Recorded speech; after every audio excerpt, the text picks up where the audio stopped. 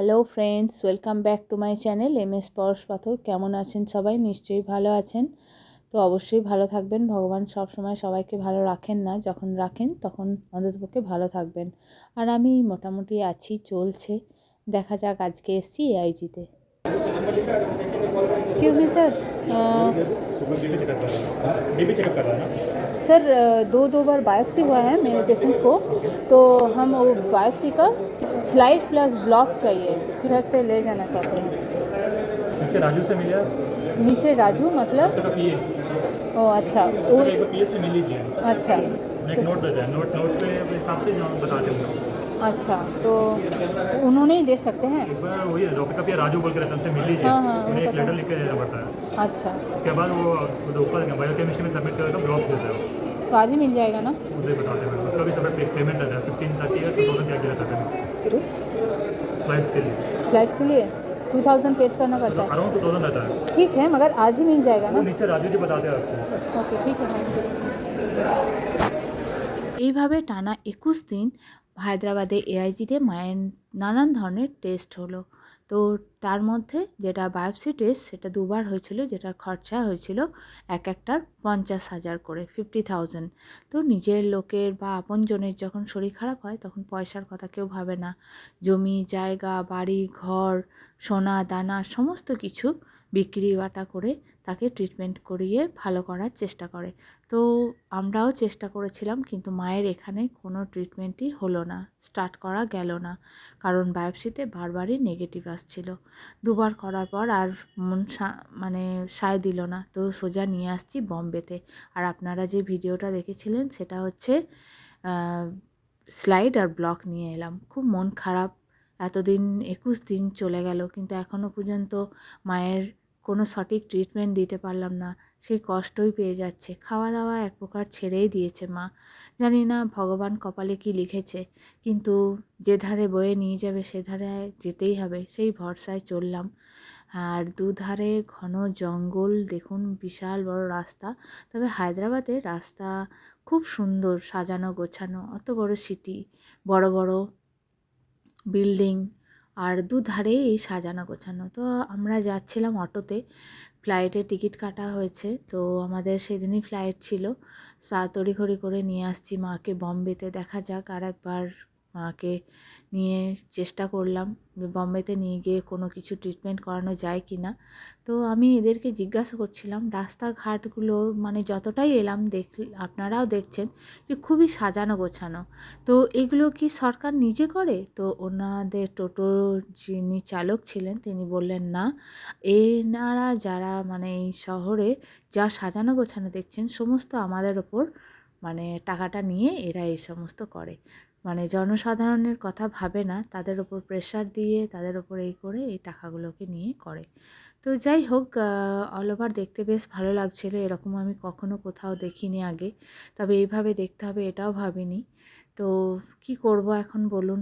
ভালো মন্দ সব কিছুকে নিয়েই থাকতে হবে। তো আর মনে হচ্ছে যেন আমরা এয়ারপোর্টের কাছে চলে এসেছি। হ্যাঁ, প্রচুর প্রচুর গাড়ি, এখানে এয়ারপোর্টের সামনেই চলে এসেছি। আর খুব টেনশন লাগছে যে আমরা লেট করব কি না। আর এখনও পর্যন্ত বাস আসেনি, এখানে ওয়েট করছি। মা অনেকটা শুকিয়ে গেছে, দেখতেই পাচ্ছেন। খাওয়া দাওয়া দীর্ঘদিন নেই ঠিকঠাক করে, কিছু করার নেই, সবই ভগবানের হাতে। এখানে একটা কফি শপ রয়েছে, কিন্তু খেতে ইচ্ছা করছিল না। মন যখন না ভালো থাকে, তখন কিছুই করতে ইচ্ছা করে না।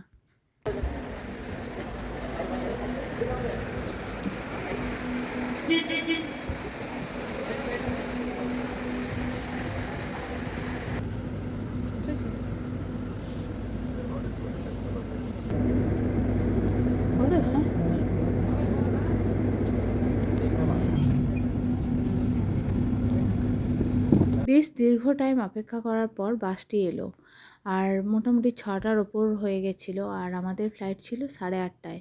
তো আমরা চিন্তায় পড়ে গেছিলাম যে ফ্লাইটে মিস করব না তো ফ্লাইটটা আবার, তো ফ্লাইটে ঠিকঠাক চাপতে পারবো তো, কারণ ওখানে যাওয়ার পরও যারা এয়ারপোর্টে যান, ফ্লাইটে যান, তারা জানেন যে ওখানে এয়ারপোর্টে পৌঁছানোর পরও অনেক কিছু প্রসেসিং থাকে, সেই সমস্ত প্রসেসিং করে নিতে হয়। প্লাস হায়দ্রাবাদে এয়ারপোর্টটা সামনে থেকে একদম যেখানে প্লেন যাচ্ছে, যেখান থেকে বাস ধরতে প্রচুর দূর, অনেকটা দূর। তো ওই পুরোটা হেঁটে, মা তো হাঁটতেই পারছিল না, মাকে হাঁটিয়ে নিয়ে যাওয়া, মানে খুব চিন্তায় ভাবনায় পড়ে গেছিলাম। তো যাই হোক, এই চিন্তা ভাবনা নিয়ে এগাচ্ছি, দেখা যাক কী হয়। তো সেই ভাবনা নিয়ে, আর এগুলো সমস্তই পুরনো ভিডিও, কারণ আমি সেই সময় এতটাই ব্যস্ত ছিলাম, এতটাই মানসিক দিক থেকে বিধ্বস্ত ছিলাম যে আপনাদের কাছে মানে এই ভিডিও পৌঁছাতে পারেনি। এটা হচ্ছে মোটামুটি 13ই জুলাইয়ের ঘটনা, যেটা আমরা হায়দ্রাবাদ থেকে বম্বে আসি। দেখুন, কথা বলতে বলতে, গল্প করতে করতে ফ্লাইটে এয়ারপোর্টে পৌঁছে গেলাম। এরপর এখানে কী সব প্রসেসিং সমস্ত কিছু করে এত তাড়াহুড়ো করে এখানে অবশেষে মাকে নিয়ে পৌঁছালাম, আর মাকে একটু বসিয়েছি, কারণ ছুট করে দৌড়ে এসেছি। আর তারপরে এসে এই বাসে চাপলাম। মানে এটা আপনারা যারা ফ্লাইটে যান তারা জানেনই, বাসে চেপে তারপরে ওখান থেকে আবার প্লেনের কাছে নিয়ে যায়। তো সেই আর কি, দেখুন, দেখতে খুব সুন্দর লাগছে। দু ধরনের এয়ারপোর্ট দেখলাম, একটা কলকাতার আর একটা হায়দ্রাবাদের। তো সত্যি হায়দ্রাবাদের এয়ারপোর্ট অনেক ডিফারেন্ট। চলুন, আমাদের সিটও পেয়ে গেছি। এবার একে একে, এখানে কিন্তু কেউ বলেনি যে ফটো তুলবেন না, তো বেফিকার সবাই ফটো তুলছিল, ভিডিও করছিল, কোনো আপত্তি ছিল না। তো চলুন যাই। বাবার এই চাকাটা দেখে কি ভয় লাগছে, ওই বাপরে। তো যাই হোক, আপনাদের কাছে একটাই অনুরোধ, যারা ভিডিও দেখছেন তারা একটুখানি আমার মায়ের জন্য প্রে করবেন, যাতে আমার মা সুস্থ হয়ে ওঠে, কারণ আমার মাকে নিয়ে অনেক কষ্ট করছি। অনেক লম্বা জার্নি, জানেন এই রোগের, সহজে এই রোগ ঠিক হয় না, আবার কখন যে এই রোগ আবার কোন জায়গায় মোড় নেয় সেটাও আপনারা সবাই জানেন। তো যাই হোক, এখানে প্লেনটাও খুব সুন্দর, প্লেনের ভেতরের মানে ইয়েগুলো খুব সুন্দর। তো আমাদের দেখলেনই 37J, আর আমার মায়ের ছিল 37K, আর বোধের কি বেশ ছিল। যাই হোক, যা ছিল। তো আমরা বসে গেলাম এখানে, বেশ খুব সুন্দর, অনেকগুলো অপশন ছিল।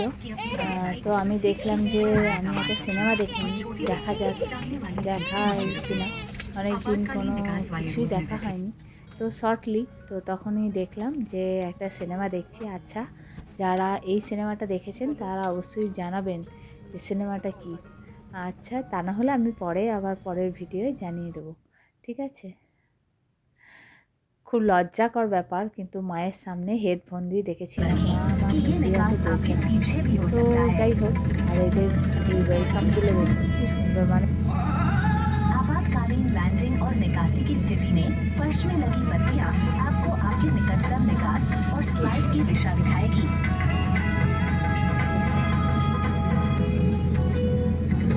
कैबिन में हवा का दबाव कम होने पर ऊपर बने पैनल से ऑक्सीजन मास्क अपने आप नीचे आ जाएंगे। ऑक्सीजन मास्क को अपनी ओर खींचें और नाक और मुंह पर लगाएं।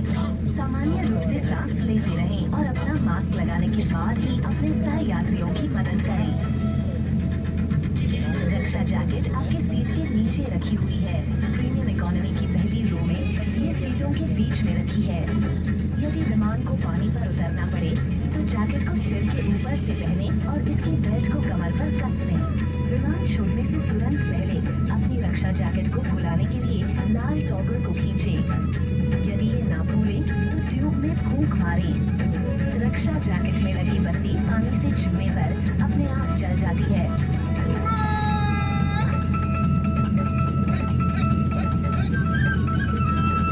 अधिक जानकारी के लिए कृपया सीट पॉकेट में उपलब्ध सुरक्षा कार्ड को ध्यानपूर्वक पढ़ें।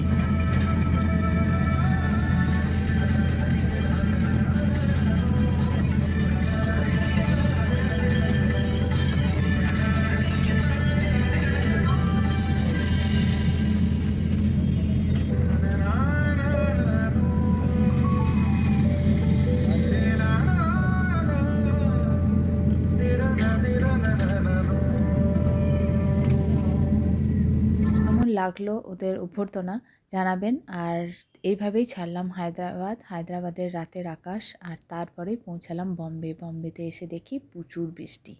তো একটু প্লেনে মানে রুকতে হলো, মানে অপেক্ষা করতে হলো। তারপরে প্লেন থেকে বেরিয়ে এলাম। প্রচণ্ড ঠান্ডা লাগছিল, প্লেনের এত ঠান্ডা, তারপর এত বৃষ্টি। এখানে এসে শুনছি নাকি 9ই জুলাই থেকে স্টার্ট হয় এদের বৃষ্টি, আপ টু সেপ্টেম্বর অবধি চলতে থাকে, আর কন্টিনিউয়াসলি বৃষ্টি। আমি তো এসে অবাক, আর এত ঠান্ডা, দাঁতে দাঁত লেগে যাচ্ছে। এইখানে ব্যাগগুলোর আবার নেওয়ার ঝামেলা। চলুন, ব্যাগগুলো এখনও আসেনি, সব সময় কপাল খারাপই। যাই হোক, এখানে আসবে মনে হচ্ছে, ওই যে আসছে, যাই হোক চলে এসছে। চলুন এরপর যাওয়া যাক। এর আগে হায়দ্রাবাদে যখন পৌঁছেছিলাম রাত 2টোয়, কোনো হোটেল পাইনি, কিন্তু এইখানে বম্বেতে একটা জায়গায় মানে বলে রাখা হয়েছে, আমাদেরই চেনা পরিচিত এসেছিল একজন, তো আমারই আর কি অ্যাড্রেস নিয়ে, তারই অ্যাড্রেসে রুমেতে যাব। কিন্তু তুমুল বৃষ্টি, বাইরে প্রচুর বৃষ্টি। এখানে লিফটে করে আবার নিচে নামলাম, নিচে নেমে তারপরে আবার বেরানো, এই সমস্ত প্রসেসিং জানাও খুব মুশকিল। তো যাই হোক, জানলাম কেমন করে বলবেন, সবাই যা করছে এই ব্যাগপত্র নিয়ে পিছন ওদের পিছনেই যাচ্ছে, ওরা যেখানে যাচ্ছে আমরাও সেখানে যাচ্ছি। ওরা তো নিশ্চয়ই এই এয়ারপোর্টে থাকবে না, বেরিয়েই যাচ্ছে, তো ওদের পিছন ধরে অ্যাকচুয়ালি যাচ্ছি আমরা আর কি, ওদেরকে ফলো করছি। যেখানে যাবি বাবা সেখানেই যাবো, চল দেখা যাক। না অনেকটা আবার জিজ্ঞাসাও করে নিলাম, বাবারে ফ্যানটা একে আমাদের মানে অবস্থা খারাপ। না এইখানটা একটু বেশ গরমই ছিল। তারপরে এই যে আমাদের ক্যাব চলে এলো, আর তারপরেই বম্বে পৌঁছে গেলাম। আমাদের এই সাফারের ভিডিও কেমন লাগলো জানাবেন, আর পাশে থাকবেন দয়া করে। আজকের মতো টাটা।